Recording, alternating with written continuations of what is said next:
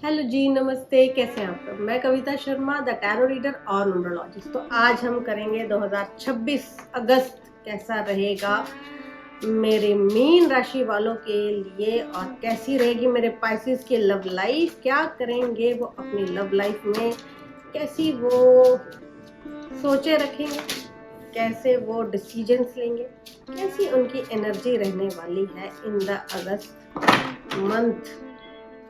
तो चले शुरू करते हैं। मुझे लगता है जितने भी मेरे पाइसेस है, क्या गड़बड़ गड़बड़ हो रही है। मुझे लगता है बहुत सारे जो पाइसेस है, वाओ, जस्टिस पा जाएंगे। और जिन्हें वो चाहते हैं, जिन्हें वो प्यार करते हैं, बहुत समय से चीज़ें खराब थी, बिगड़ गई थी रिलेशनशिप्स में। ये रिलेशनशिप हस्बैंड वाइफ, स्पाउस या थर्ड पार्टी या रिलेशनशिप या लव रिलेशनशिप, जैसे रिलेशनशिप, मेरे को इतना ज़्यादा नहीं पता क्योंकि मैं वैसी वाली रीडर नहीं हूँ कि जिसे बहुत दुनिया का पता है। मुझे थोड़ी सी छोटी सी दुनिया का पता है, तो मुझे इतने से ही रिलेशनशिप समझ में आते हैं कि जैसे भी रिलेशनशिप में आप हैं उसमें मुझे लगता है कि बहुत सारे रिलेशनशिप जो है सॉर्ट आउट हो जाएंगे, संभल जाएंगे, और चीज़ें जो है ट्रैक पे आ जाएंगी।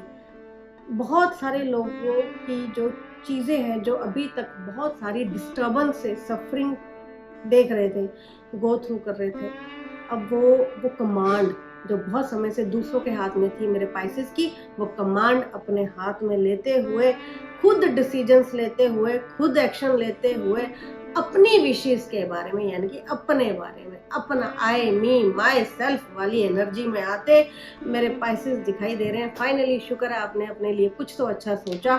और मुझे लगता है कि यहाँ पे फिर थोड़े से बेकाबू हो जाएंगे, थोड़ा गुस्सा होने रिलेशनशिप में आ सकता है, थोड़े से अग्रेसिव हो सकते हैं क्योंकि झेल ही इतना लेते हैं वो, फिर बहुत ज़्यादा प्यार फिर एक गुस्से का भी रूप ले लेता है।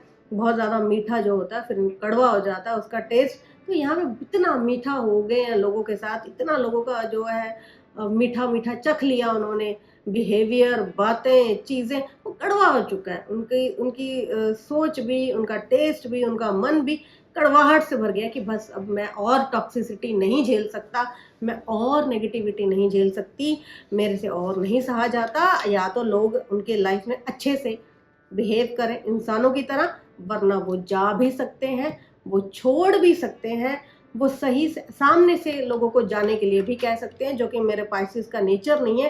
पर यहाँ पे मुझे लगता है कि वो सामने से कह देंगे भैया आप जाएं, बहुत हो गया, अब झेलने की क्षमता नहीं रही। तो मज़े की बात क्या है कि जैसे बिच्छू होता है ना, उसे तितली बड़ी पसंद होती है।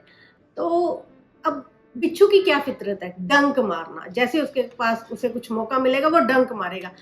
तितली को इतना पसंद करने के बावजूद वो जब उसके पास आती है तो वो आदत से मजबूर बिच्छू उसको डंक मारता है। हालांकि प्यार करता है, लेकिन वो जो उसकी हैबिट है वो उसके प्यार से ऊपर चले जाती है। और बेचारी तितली वो भी प्यार करती है, पास आना चाहती है, पर उसे पता है कि ये जब भी मैं इसके पास आऊंगी ये मुझे डंक मारेगा। तो फॉर सर्वाइवल वो उससे दूर जाना शुरू कर देती है, दूर चले जाती है। तो समटाइम प्यार के लिए हम या किसी की बुरी आदतों के लिए दूर नहीं चले जाते। सम टाइम हमें सरवाइव करना होता है, हमें जिंदा रहना होता है, हमें जीना होता है, उसके लिए हम कुछ लोगों से दूर चले जाते हैं क्योंकि दूर जाना पड़ता है। वहां पे पसंद नापसंद प्यार की बात नहीं रह जाती। तो यहाँ पे मेरे जितने भी पाइसेस हैं वो सरवाइव करने के लिए कि भाई हार्ट अटैक ना आ जाए, भाई हम बीमार ना पड़ जाए, भाई हमें कोई बीमारी ना हो जाए, टेंशन स्ट्रेस कोई डिप्रेशन ना हो जाए।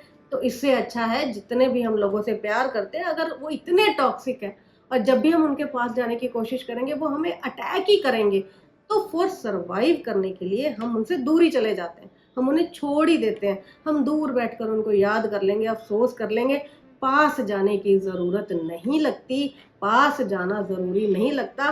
तो यहाँ पे ऐसी एनर्जी है कि पाइसेस जो है बहुत सारे लोगों से कट ऑफ हो जाएंगे, थोड़े से कनिंग हो जाएंगे। थोड़ा उन्हें लगेगा कि भाई जिंदा भी तो रहना है, क्या करेंगे इतने रिश्तों का जब वो कोई रिश्ता उनको सुख ही नहीं दे रहा। तो अगर वो रिलेशनशिप की बात है अगर वो टॉक्सिसिटी की बात है, अगर वो डिनाइल्स की बात है, अगर उनके पार्टनर का उनके ऊपर हावी हो जाने की बात है या अंडरस्टैंडिंग की प्रॉब्लम की बात है, तो वो यहाँ से सिरे से खारिज करेंगे। सारे प्रॉब्लम्स को एक दरकिनार करके वो वहाँ से निकल जाना पसंद करेंगे। अकेले रहना ठीक लगेगा उन्हें, सेफ लगेगा उन्हें, बजाय इसके कि वो किसी टॉक्सिक रिलेशनशिप में धीरे धीरे करके स्लो पॉइजन लेते खुद को ख़त्म कर दें। तो अच्छी एनर्जी आई है, मुझे भी पसंद आई है ये एनर्जी। डिसीजंस लें, अपने डिसीजंस लें, चीज़ें या तो बिल्कुल ठीक हो जाएंगी या बिल्कुल ख़त्म हो जाएंगी।